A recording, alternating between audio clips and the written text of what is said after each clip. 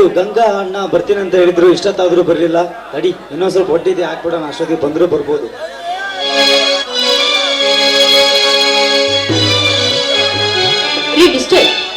ಇಲ್ಲಿ ಊರಿನ ಶ್ರೀಮಂತ ಸಾಹುಕಾರ ಜಯರಾಜ್ ಅವರ ಜಮೀನು ಎಲ್ಲಿ ಬರುತ್ತೆ? ಜಯರಾಜ್ ಸಾಹುಕಾರ ಜಮೀನಾ? ಇದೇ ಬಾಜು ಇದೆಯಲ್ಲ, 300 ಎಕರೆ ಜಮೀನು. ಏನ್ ಶಂಕರ್, ಏನು ನಿಲ್ಲಿ ಏನ್ ಸಿಗಿದ ವೇಷ, ಕೈಯಲ್ಲಿ ಸಲಿಕೆ, ಹುಟ್ಟಿರೋದು ಲಪಾಟಿ. ಅದು ನಮ್ಮ ಹೊಲಾನೆ, ನಮ್ಮ ಅಣ್ಣ ಅದಕ್ಕೆ ಬರ್ತೆ ಅಂತ ಹೇಳಿದ್ರು, ಅದಕ್ಕೆ ಜಮೀನಲ್ಲಿ ಕೆಲಸ ಮಾಡ್ತಾ ಇದ್ದೆ. ಹೌದು, ನೀನೇನ್ ಶಿಲಾ? ಇದು ಕನಸ ನನಸ ಒಂದು ಅರ್ಥವಾಗ್ತಾ ಇಲ್ಲ. ಶಂಕರ್, ಇದೇ ನಮ್ಮೂರು. ಈ ಊರಿನ ಜಯರಾಜ್ ಸಾಹುಕಾರ ನನ್ನ ಸಂತಂಡ. ಹೌದು, ನೀನು? ಇದು ನಮ್ಮ ಊರೇ, ಇದು ನಮ್ಮ ಜಮೀನೆ. ನಮ್ಮ ಅಣ್ಣ ಅದಕ್ಕೆ ಬರ್ತೇನೆ ಅಂದ್ರು, ಅದಕ್ಕೆ ಕೆಲಸ ಮಾಡ್ತಾ ಇದ್ದೆ. ಅಬ್ಬ, ಎಂತ ಆಶ್ಚರ್ಯ ನೋಡ್ತೀಯ ಶಂಕರ್. ನಮ್ಮಿಬ್ಬರದ್ದು ಒಂದೇ ಊರಾದ್ರೂ ಗೊತ್ತೇ ಆಗ್ಲಿಲ್ಲ ನೋಡು. ಆದ್ರೂ ನಮ್ಮ ಪ್ರೀತಿ ಮುರಿದೇ ಬಿಡ್ತು ಅಂತ ಅಂದುಕೊಂಡಿದ್ವಿ. ಆದ್ರೆ ಆ ದೇವ್ರು ಮತ್ತೆ ನಮ್ಮನ್ನ ಹೊರತುಪಡಿಸಿದ. I love you Shankar, I love ಮುಂದೆ ಪ್ರೀತಿ ಮುಂದುವರಿಯೋದಿಲ್ಲ ಶೀಲಾ. ಏ ಶಂಕರ್, ಏನ್ ಮಾತನಾಡ್ತಿರುವೆ? ನಮ್ಮ ಪ್ರೀತಿ ಬಗ್ಗೆ ಏನೇನು ಆಸೆ, ಎಷ್ಟೆಷ್ಟು ಕನಸು ಅಂತ ಗೊತ್ತಲ್ಲ ನಿಮಗೆ? ಹೌದು ಶೀಲಾ, ಕಟ್ಟಿಕೊಂಡಿದ್ದು ನಿಜ. ಅಂದು ನಾನು ಯಾರಂತ ಗೊತ್ತಿರಲಿಲ್ಲ, ನೀನು ಯಾರಂತ ಗೊತ್ತಿರಲಿಲ್ಲ. ಆ ನಿಸರ್ಗವು ನಮ್ಮಿಬ್ಬರ ಪ್ರೀತಿಗೆ ಮೆಲ್ಲನಾಡಿತ್ತು. ಇಂದು ನೀ ಶ್ರೀಮಂತ ಮನೆತನದ ಸುಕನ್ಯಾಮಣಿ, ಊರಿನ ಯುವರಾಣಿ. ಅರಮನೆಯಲ್ಲಿ ಕಾಲ ಕಳೆಯಬೇಕಾದ ನೀನು ಬಡವನ ಗುಡಿಸಲಿ ಅದು ಹೇಗೆ ಕಾಲಿಡಿವೆ? ಅದೇ ಸಾಧ್ಯವಿಲ್ಲ ಶಿವ, ಸಾಧ್ಯವಿಲ್ಲ. ಅಂದ್ರೆ ನಿನಗೆ ನನ್ನನ್ನು ಸಾಕ್ಲಿಕ್ಕೆ ಆಗೋದಿಲ್ಲ ಅಂತ ನೇರವಾಗಿ ಹೇಳ್ತಾ ಇದೀಯಾ? ಅಷ್ಟಕ್ಕೂ ಮುಂಚೆ ನಾವಿಬ್ರು ಹೇಗಿದ್ವೋ ಹಾಗೆ ಸಿಟಿಯಲ್ಲಿ ನನಗೆ ಯಾವ ಶ್ರೀಮಂತಿಕೆನೂ ಬೇಡ, ಆಸ್ತಿನೂ ಬೇಡ. ಈಗಲೇ ಹೋಗ್ಬಿಡೋಣ, ನಡೀಶ್. ಎಲ್ಲೂ ಶಿವ, ಮಾಮೂಲಿ ರೈತನ ತಮ್ಮ, ಮೇಲಾಗಿ ನೌಕರೇ ಬೇರೆ ಇಲ್ಲ. ಮನೆಯಲ್ಲಿ ಹಿಂಡಿ ರೊಟ್ಟಿ ತಿಂದು ಬದುಕುವ ಜನ ನಾವು. ಅಂದಾಗ ಸಿರಿ ಸಂಪತ್ತಲ್ಲಿ ಬೆಳೆದ ನಿನ್ನನ್ನು ನರಕಕ್ಕೆ ತಂದು ಹಾಕಿದರೆ ಆ ಪಾಪ ನಾನು ತಟ್ಟಿದೆ ಬಿಟ್ಟಿದ್ದೆ ಶಿವ. ಛೇ, ಅದೆಂದಿಗೂ ಸಾಧ್ಯವಿಲ್ಲ ಶಿವ. ರವಿಶಂಕರ್, ಇದೀಗ ತಾನೇ ನಮ್ಮಿಬ್ಬರ ವಿಘಾ ಮುಗ್ದಿದೆ. ಹೇಗೋ ನಮ್ಮಿಬ್ಬರಿಗೂ ನೌಕರಿ ಆಯ್ತಂದ್ರೆ ನಾನು ಮೇಲು ನೀನು ಕೀಳು ಅನ್ನೋ ಭ್ರಮೆನೇ ಇರೋದಿಲ್ಲ. ಏನಿದೆಯಾ ಶೀಲಾ? ಆದ್ರೂ ನಿನ್ನ ಅಣ್ಣ ಈ ನಮ್ಮಿಬ್ಬರ ಪ್ರೀತಿಗೆ ಬೆಲೆ ಕೊಡುವನೆಂಬುದನ್ನು ಮೊದಲು ಅರಿ. ಯಾಕಂದ್ರೆ ಹಣ ಇಲ್ಲದವರನ್ನು ಕೀಳಾಗಿ ನೋಡುವ ಮನುಷ್ಯ ನಿನ್ನ ಅಣ್ಣ. ಸ್ವಲ್ಪ ವಿಚಾರ ಮಾಡು ಶೀಲಾ. ಆ ಕೆಲಸವನ್ನ ನನಗ್ ಬಿಡು ಶಂಕರ್, ತಡ ಯಾಕೆ ಮಾಡುದು? ಈ ಹಸಿರು ಬಡಸಿರಿಯಲ್ಲಿ ಕಣ್ಣಾಗಿ ತೋಗಿ ಹೋಗಿ ಹತ್ತಿರ ಸೇರಿಸಿ ಮಿಲನವನ್ನ ಅನುಭವಿಸಿದಂತೆ ಭಾಸವಾಗ್ತಾ ಇದೆ. ತಡ ಯಾಕೆ ಮಾಡುವೆ? ಕೈಗೂಡಿಸುವ ಒಂದು ಗಾಣವ.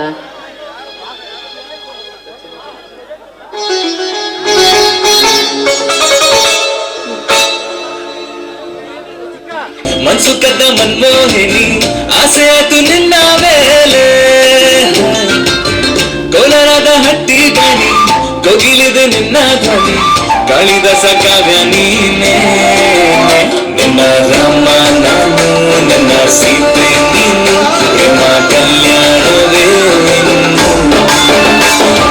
ರಾಮ ನಾನು, ನನ್ನ ಸೀತೆ ನೀನು, ನಿಮ್ಮ ಕಲ್ಯಾಣವೇ.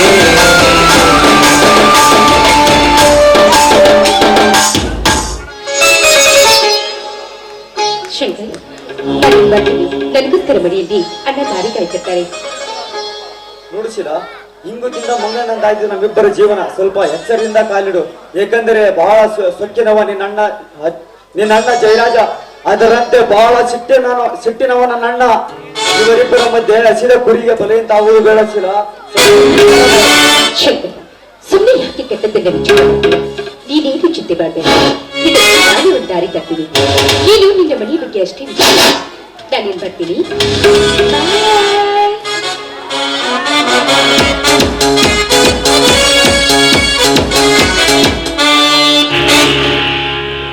ಶಿಲ ನನ್ನ ಸತಿಯಾಗಿ ಬರುವುದನ್ನು ಒಪ್ಪುವವರೇ ನನ್ನ ಮನೆಯಲ್ಲಿ. ಅದರಲ್ಲೂ ದೊಡ್ಡಣ್ಣನಾದ ಅರ್ಜುನ ನನ್ನ ಮದುವೆಗೆ ಮುಂಚೆ ನನ್ನ ಮದುವೆಗೆ ಒಪ್ಪುವನೇ ಅಂದಾಗ ನನ್ನ ಪ್ರೀತಿ ವಿಚಾರವನ್ನು ಹೇಗೆ ತಿಳಿಸಲಿ? ಇರಲಿ, ಒಂದು ಸಮಯ ನೋಡಿ ತಿಳಿಸಿದರಾಯ್ತು.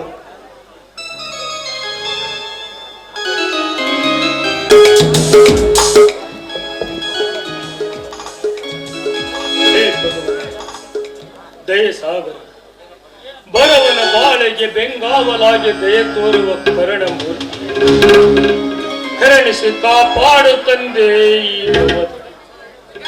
ವಯಸ್ಸಿಗೆ ಬಂದ ತಮ್ಮಂದಿರ ಮದುವೆ ಚಿಂತೆಯಲ್ಲಿ ಚಿತಿಯಾಗಿ ನನ್ನ ಸರಿ ಹುಟ್ಟಿಸಿದ ದೇವರು ಹುಲ್ಲು ಮೇಸಲಾರೆ ಎಂಬ ದೊಡ್ಡ ತತ್ವಜ್ಞಾನಿಯಾಗಿ ಬದ್ಧನಾಗಿ ಬಿಟ್ಟೆ.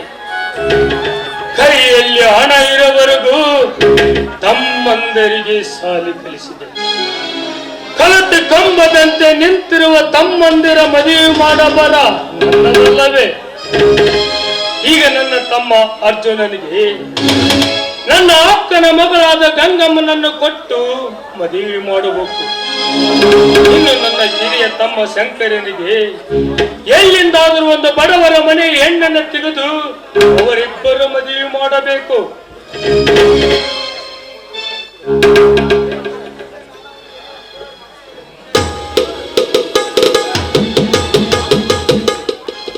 ಏನ್ ಭಾವ, ಯಾರ್ದು ಮದುವೆ ವಿಚಾರವಾಗಿ ಮಾತಾಡುವಂತಿದೆಯಲ್ಲ? ಯಾರ್ದು? ಇನ್ಯಾರದಮ್ಮ ಮದುವೆ ವಿಚಾರ?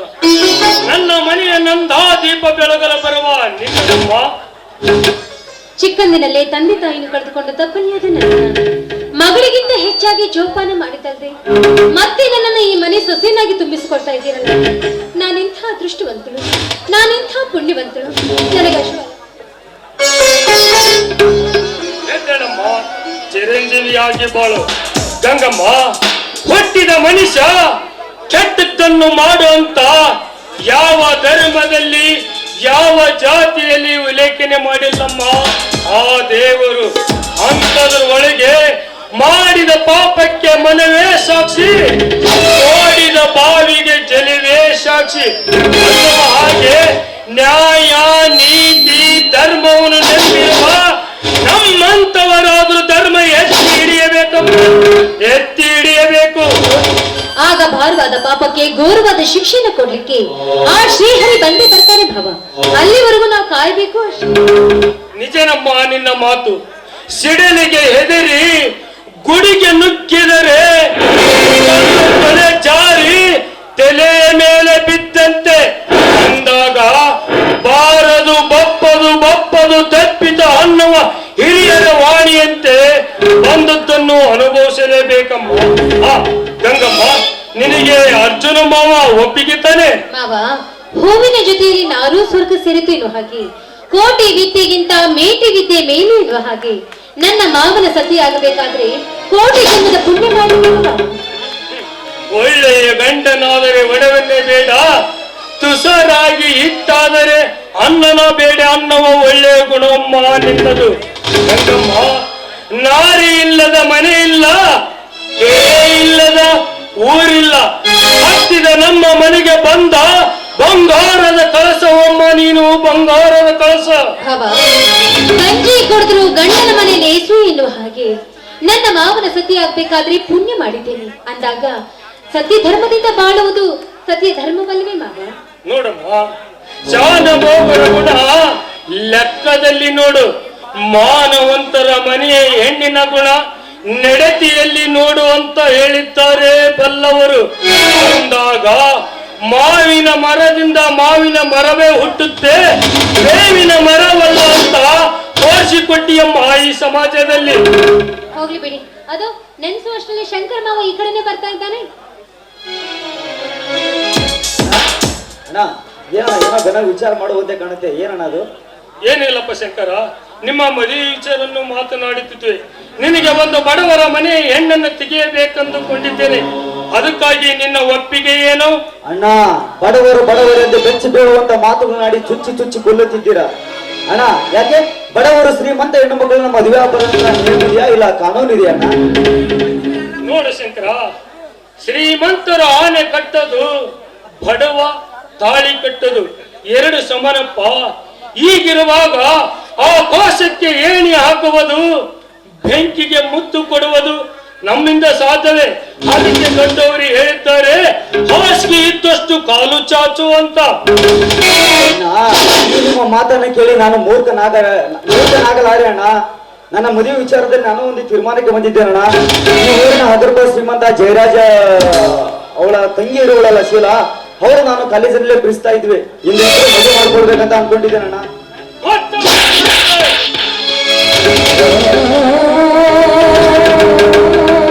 ಶ್ರೀಮಂತರ ಜೊತೆ ಸಂಬಂಧ ಬೆಳೆಸಿದ್ರೆ ಹಾಡಿನಲ್ಲಿ ಕರೆದುಕೊಂಡು ಹೋಗಿ ಹಾಡಿನಲ್ಲಿ ಬಿಟ್ಟು ಬಂದಂತಾಗಿತ್ತು ನಿನ್ನ ಬಾಳು.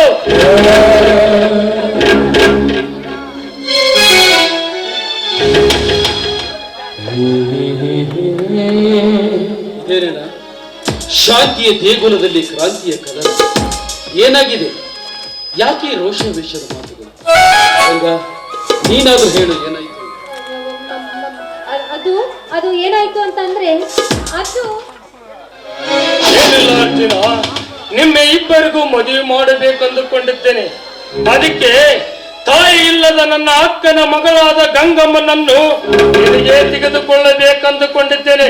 ಅದಕ್ಕಾಗಿ ನಿನ್ನ ಒಪ್ಪಿಗೆ ಏನು? ಅಣ್ಣ, ತಂದೆ ತಾಯಿಗಳಿಲ್ಲದ ನಮ್ಮಬ್ಬರನ್ನು ತಂದು ಎತ್ತಿ ಜೋಪಾನ ಮಾಡಿದ ದೇವರು ನೀವು. ನಿಮ್ಮೆದುರಿಗೆ ನಿಂತು ಒಪ್ಪಿಗೆ ಕೊಡುವಷ್ಟು ದೊಡ್ಡ ವ್ಯಕ್ತಿ ನಾನು. ಅತ್ತವ ಕೊಡುವ ಅಮೃತಕ್ಕಿಂತ ಹೆತ್ತವ ಕೊಡುವ ಅಂಬಲಿನೇ ಲೇಸು ಅನ್ನುವನನ್ನ ಈ ನಿನ್ನ ತಮ್ಮ ಅರ್ಜುನ. ನೀನು ಯಾರನ್ನಾದ್ರೂ ತೋರಿಸಿ ಇಂಥವಳ ಕೊರಳಿಗೆ ನೀನು ತಾಳಿ ಕಟ್ಟಪ್ಪಣೆ ಮಾಡಿದ್ರೆ ಸಾಕು, ಧಾರಾಳವಾಗಿ ಕಣ್ಮುಚ್ಚಿಕೊಂಡು ತಾಳಿ ಕಟ್ತೀರಿಡ. ಈ ನಿನ್ನ ತಮ್ಮ ಅರ್ಜುನನ ಮೇಲೆ ಸಂದೇಹ ಬೇಡ, ಸಂದೇಹ ಬೇಡ. ಸಾರ್ಥಕವಾಯ್ತಪ್ಪ, ನಿನ್ನಂತ ತಮ್ಮನನ್ನು ಪಡೆದ ನನ್ನ ಜನ್ಮ. ಅರ್ಜುನ, ತುಂಬಿದ ಕೊಡ ತುಳುಕುವುದಿಲ್ಲ ಅಂತ ತೋರಿಸಿಕೊಟ್ಟು ಈ ಸಮಾಜದಲ್ಲಿರುವ ನನ್ನಂತ ಹಿರಿಯ ಅಣ್ಣಂದರಿಗೆ ನೋಡು ನೋಡು, ನಿನ್ನ ಅಣ್ಣನಿಂದಾದ್ರೂ ನೋಡಿ ಕಲಿತುಕೋ, ಆವಾಗಲಾದ್ರೂ ಬುದ್ಧಿ ಬರುತ್ತಿದೆ ನಿನ್ನ ಜನ್ಮಕ್ಕೆ. ಹೋಗಿ ಬಿಡುವ, ಅವನನ್ನು ಬೇಕಂತ ಮಾತಾಡ್ಲಿಲ್ಲ. ಹಿರಿಯರು ಒಂದು ಮಾತನ್ನು ಹೇಳ್ತಾರೆ, ಅರಸನ ಮಗಳಾದ್ರೂ ಸರಿ ಪುರುಷನಿಗೆ ಹೆಂಡತಿ ಆಗಬೇಕು ಅಂತ ಅಂದಾಗ ಅವನು ಯಾರನ್ನ ಇಷ್ಟಪಟ್ಟಿದ್ದಾರೋ ಅವ್ರು ಕೊಟ್ಟು ಮದ್ವೆ ಮಾಡ್ಬಿಡಿಯಲ್ಲ. ಗಂಗಮ್ಮ, ಬಡವನ ಅತಿ ಆಸೆ ಗತಿಗಿಡಿಸಿತಂತೆ. ಮನೆಗೆ ಬರುವ ಹೆಣ್ಣಿನ ಗುಣವು ಪುರುಷನ ಪುಣ್ಯಂತೆ. ನಾರಿ ಭಾಗ್ಯದಲ್ಲಿರ್ತಾಳಂತೆ. ಅಂತೆ ಮನೆಗೆ ಬರುವ ಹೆಣ್ಣು ನಾರಿ ಆಗಿ ಇರಬೇಕೆ ವಿನ ಮಾರಿ ಆಗಬಾರದಮ್ಮ, ಮಾರಿ ಆಗಬಾರದು. ಹೋಗ್ಲಿ ಬಿಡೋಣ. ಶಂಕರ್ ಎಷ್ಟಾದ್ರೂ ನಮ್ಮಿಬ್ಬರ ಮುದ್ದಿನ ತಮ್ಮ. ಅವನ ಎಂತ ಹುಡುಗಿಯನ್ನು ಇಷ್ಟಪಟ್ಟಿದ್ದಾನೆ, ಅಂಥವಳನ್ನೇ ತಂದು ಈ ಮನೆ ತುಂಬಿಸೋದು. ಅಣ್ಣ, ಇಂದಿನ ಕಾಲದಲ್ಲಿ ಪ್ರೀತಿ ಅಂದ್ರೆ ಒಂದು ತರ ಫ್ಯಾಷನ್ ಆಗಿದೆ. ಅಣ್ಣ ಶಂಕರ್, ಹೇಳು, ನೀನು ಪ್ರೀತಿಸಿದ ಹುಡುಗಿ ಯಾರು, ಯಾವ ಊರು, ಯಾರ ಮನೆ? ಅಣ್ಣ, ಅಂದಿನ ಕಾಲದಲ್ಲಿ ಅಪ್ಪ ಅಮ್ಮ ತೋರಿಸಿದ ಹೆಣ್ಣನ್ನ ಹೊರಳಿ ನೋಡಿದ ಮರುಕಳಿಸದೆ ಮಾತನಾಡದೆ ಮದುವೆ ಆಗ್ತಿದ್ರ. ಇದು ಕಲಿಯುಗ. ಅಪ್ಪ ಅಮ್ಮ ತೋರಿಸಿದ ಹೆಣ್ಣನ್ನ ಮದುವೆ ಆಗೋರ್ಗಿಂತ ಮದುವೆಗೆ ಮುಂಚೆ ಅಪ್ಪಿ ಮುತ್ತಿಟ್ಟ ಹೆಣ್ಣನ್ನೇ ಮದುವೆಯಾಗೋದು ಜಾಸ್ತಿ. ಧೈರ್ಯವಾಗಿ ಹೇಳು, ನೀನು ಪ್ರೀತಿಸಿದ್ರ ಹುಡುಗಿ ಯಾವ ಊರು ಅಂತ? ಹೇಳಪ್ಪ ಹೇಳು, ನಿನ್ನ ಅಣ್ಣ ಕೇಳುತ್ತಾನೆ ತಾನೆ, ಅವನು ಯಾರು ಅಂತ ಹೇಳು. ಅಣ್ಣ, ಹೇಗೆ ಹೇಳುತ್ತಾನೆ ಅರ್ಜುನ? ಇವನು ಪ್ರೀತಿಸುತ್ತಿರುವ ಹುಡುಗಿ ಬೇರೆ ಯಾರು ಅಲ್ಲ, ಊರಿನ ಜಮೀನ್ದಾರ್ ಜಯರಾಜನ ತಂಗಿ ಶ್ರೀರಾಮನಂತೆ.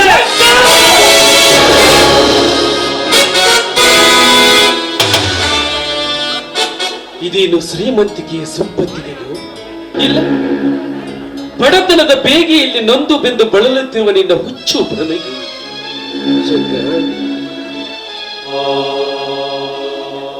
ಅಂತ ಕೆಟ್ಟ ವಿಷಸರ್ಪಗಳ ಜೊತೆ ಸಂಬಂಧ ಬೆಳೆಸೋದು ಈ ಜನ್ಮದಲ್ಲಿ ಸಾಧ್ಯವಿಲ್ಲ. ಅದನ್ನು ಬಿಟ್ಟು ಈ ನಿನ್ನ ಅರ್ಜುನನ ಪ್ರಾಣ ಬೇಕಾದ್ರೂ ಕೇಳು, ಧಾರಾಳವಾಗಿ ಕೊಟ್ಟು ಬಿಡ್ತೀನಿ. ಶಂಕರ್, ಶ್ರೀಮಂತ ಮನೆತನದ ಹೆಣ್ಣು ಗಾಜಿನ ಭರಣಿಯಲ್ಲಿರುವ ಎರಡು ಒಂದ. ರೋಗಿಯ ಬಯಸುವ ಅಕ್ಷತ ಪಾತ್ರೆ ಬಲವೂ ಅಲ್ಲ, ರೋಗಿಯ ವಾಸಿಯಾಗುವ ಫಲಪುಷ್ಪ ತಾಂಬೂಲ. ಶ್ರೀಮಂತ ಹೆಣ್ಣನ್ನು ಮದುವೆಯಾಗಿ ಅವ ಸಾಯುವವರೆಗೂ ಅಡಿಯಾಳಾಗಿ ಬಾಳುವುದಕ್ಕಿಂತ ಒಪ್ಪತ್ತು ಗಂಜಿ ಕುಡಿದ್ರು ಗುಡಿಸಿನಲ್ಲಿರುವ ಬಡವರ ಮಗಳನ್ನು ಮದುವೆಯಾಗಿ ಹತ್ತೂರಿ ಅರಸನಾಗಿ ಬಾಳು. ಹರಿಯಲಾರ್ದ ವಯಸ್ಸಿನಲ್ಲಿ ಮರೆಯಲಾರ್ದ ಹರಿದು ಹೋಗುವ ಸುಂದರವಾದ ಜೀವನ ಎಂಬ ಬಿಳಿ ಹಾಳಿಯಲ್ಲಿ ಜೀವನದ ಸುಂದರವಾದ ಕವನಗಳನ್ನೇ ಬರಿಬೇಕೆ ಹೊರತು ಸಾಯವರೆಗೂ ಸಾಯವರೆಗೂ ಕತ್ತಲೆಯಲ್ಲಿ ಬಿದ್ದು ಕಣ್ಣೀರು ಹಾಕುತ್ತಿರುವ ಕಣ್ಣೀರೆಂಬ ಕಪ್ಪು ಮಸಿಯನ್ನಲ್ಲ, ಮದುವೆ ಎಂಬ 2 ಅಕ್ಷರದ ನಂಟು, 3 ಅಕ್ಷರದ ನಂಟು, ಆ ಬ್ರಹ್ಮ ಹಾಕಿದ ಸೃಷ್ಟಿಯ ಜನ್ಮದ ನಂಟು. ಮನೆಯೊಬ್ಬ ಮಮಕಾರದ ಸಂಬಂಧವನ್ನ ಆ ಬ್ರಹ್ಮ ಆ ಲೋಕದಲ್ಲಿ ಸೃಷ್ಟಿಸಿ ಈ ಲೋಕಕ್ಕೆ ಕಳಿಸಿರ್ತಾನೆ. ಉಪವಾಸವಿದ್ದಾಗ ಉಪಾಯದಿಂದ ಕರೆದು ಊಟದ ಎಡೆಯನ್ನು ವಿಷ ಹಾಕುವ ಛಲ. ಎತ್ತ ತಾಯಿಗೆ ತುತ್ತ ನೀಡುವ ಬದಲು ಮನೆ ನೊಂದ ಕಟ್ಟಿ ಸಾಕುತ್ತಿರೋ ನಾಯಿಗೆ ಮುತ್ತಿಡೋರವರು. ನೀನೇನಾದ್ರೂ ಹಠಕ್ಕೆ ಬಿದ್ದು ಆ ಶ್ರೀಮಂತ ಹೆಣ್ಣನ್ನ ಮದುವೆ ಮಾಡಿಕೊಳ್ತೀನಿ ಅಂತ ಹಠಕ್ಕೆ ಬಿದ್ದಿದ್ದೆ, ಆದ್ರೆ ನಾಳೆ ನಿನ್ನನ್ನ ನಡು ನೀರಿನಲ್ಲಿ ಬಿಟ್ಟು ನೋಡ ಶಂಕರ, ಆ ಜಯರಾಜ ಕಂಡವರ ಮಕ್ಕಳನ್ನು ಬಾವಿಗೆ ದೌಡಿ ನೆಲೆ ನೋಡ ಅನ್ನೋ ಜನ ಅವರು. ಬೇಡಪ್ಪ, ಅವರ ಸವಾಸ ಮೊದಲೇ ಕ್ರೂರ ಜನ. ಶ್ರೀಮಂತರ ಜೊತೆ ಸಂಬಂಧ ಬೆಳೆಸಿದರೆ ಕಾರಿನಲ್ಲಿ ಕರೆದುಕೊಂಡು ಹೋಗಿ ಕಾರಿನಲ್ಲಿ ಬಿಟ್ಟು ಬಂದಂತಾಗಿತ್ತು ನಿನ್ನ ಬಾಳು.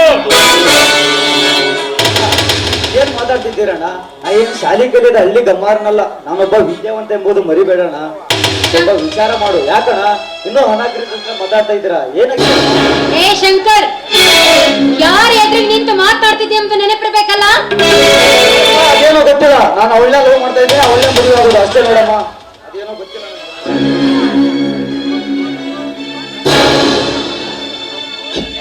ನೋಡಿದೀಯ ಅರ್ಜುನ, ನಿನ್ನ ತಮ್ಮನ ಸೊಕ್ಕಿನ ಮಾತುಗಳನ್ನು, ಪ್ರೀತಿಯ ಹುಚ್ಚು ನೆತ್ತಿಗೇರಿಸಿಕೊಂಡು ಹಿರಿಯರೆಂಬುವುದನ್ನು ಮರೆತು ಮಂಗನಂತೆ ಮಾತನಾಡುತ್ತಿದ್ದಾನೆ ನಿನ್ನ ನೆಚ್ಚಿನ ತಮ್ಮ. ಹೆಣ್ಣಿನಿಂದ ಕೌರವ ಕೆಟ್ಟ, ಮಣ್ಣಿನಿಂದ ರಾವಣ ಕೆಟ್ಟ ಅನ್ನುವ ರೀತಿ ಎಲ್ಲಿಗೆ ಹೋಗಿ ನಿಲ್ಲುತ್ತೋ ಶಿವನೇ ಬಲ್ಲ. ಅರ್ಜುನ, ಈ ಭಾರವನ್ನು ನಿನ್ನ ಮೇಲೆ ಹಾಕಿದ್ದೇನಪ್ಪ, ಇದನ್ನು ನೀನೇ ಬಗೆಹರಿಸು. ಎತ್ತವರಿಗೆ ಮಕ್ಕಳು ಬಾರರು, ಬಳ್ಳಿಗೆ ಕಾಯಿ ಬಾರರು. ಆನೆ ಹೊತ್ತವನಿಗೆ ಆನೆ ಬಾಲ ಹೊರುವುದು ಬಾರರು.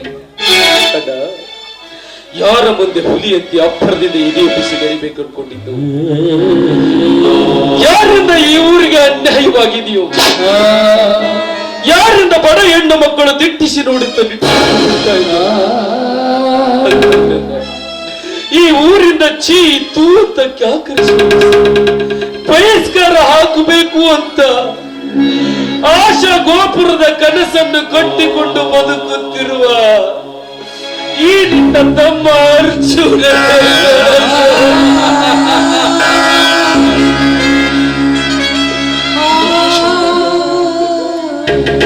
ಚೂರಾಗಿ ಹೋಯ್ತು. ಆಕಾಶದಲ್ಲಿ ಹಾರಾಡುತ್ತಿರುವ ರೆಕ್ಕೆ ಪುಕ್ಕವನ್ನು ಕತ್ತರಿಸಿ ಬಹುದಿನದ ಆಶೆಯನ್ನು ಹೊತ್ತುಕೊಂಡು ಈ ನಿನ್ನ ತಮ್ಮನ ಕೈಗಳನ್ನು, ಈ ನನ್ನ ಮುದ್ದಿನ ತಮ್ಮ ಶಂಕರ್ ಪ್ರೀತಿ ಪ್ರೇಮ ಎಂಬ ಬಂಧನದಿಂದ ಈ ನನ್ನ ಕೈಗಳನ್ನ ಕಟ್ಟಿ ಹಾಕಿಬಿಟ್ಟ.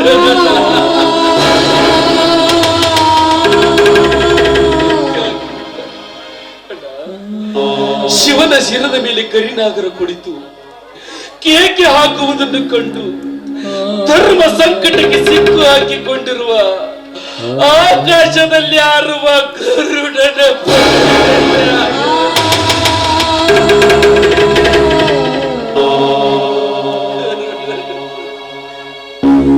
ಸಮಾಧಾನ ಮಾಡ್ಕೆ ಅರ್ಜುನ, ಸಮಾಧಾನ ಮಾಡ್ಕೆ. ಹೀಗೆ ನಾವು ಏನೇ ಹೇಳಿದರೂ ಕೇಳುವ ಸ್ಥಿತಿಗೆ ಅವನಿಲ್ಲ. ನೋಡು ಅರ್ಜುನ, ಮುತ್ತು ಕೊಡುವಳು ಬಂದಾಗ ತುತ್ತು ಕೊಟ್ಟು ಬೆಳೆಸಿದವರು ಲೆಕ್ಕಕ್ಕೆ ಇಲ್ಲ. ಅಂದರೆ ನಮ್ಮ ಮಾತು ಹೇಗೆ ಕೇಳುವನು? ಮೀಸೆ ಬಂದ ಮೇಲೆ ಮೂಗು ಯಾರಿಗೆ ತಾನೇ ನೆನಪಾಗುತ್ತೆ? ಹಾಗೆ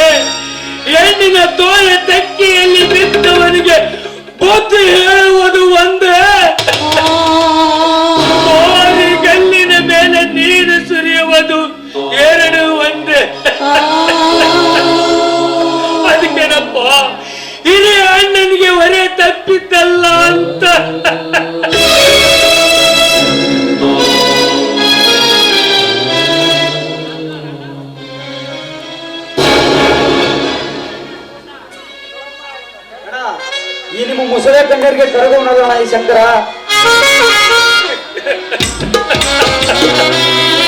ಮುಸುಳೆ ಕಣ್ಣು ನೋಡಿದೀಯ ಅರ್ಜುನ, ನಿನ್ನ ತಮ್ಮ ಹೇಗೆ ಮಾತನಾಡಿ ಹೋದ.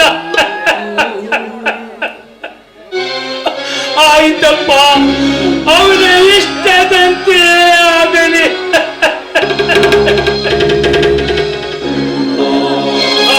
ಅರ್ಜುನ, ನನ್ನದು ಒಂದು ಸ್ವಲ್ಪ ಕೆಲಸವಿದೆ, ನಾನು ಬರುತ್ತೇನಪ್ಪ, ಬರುತ್ತೇನೆ.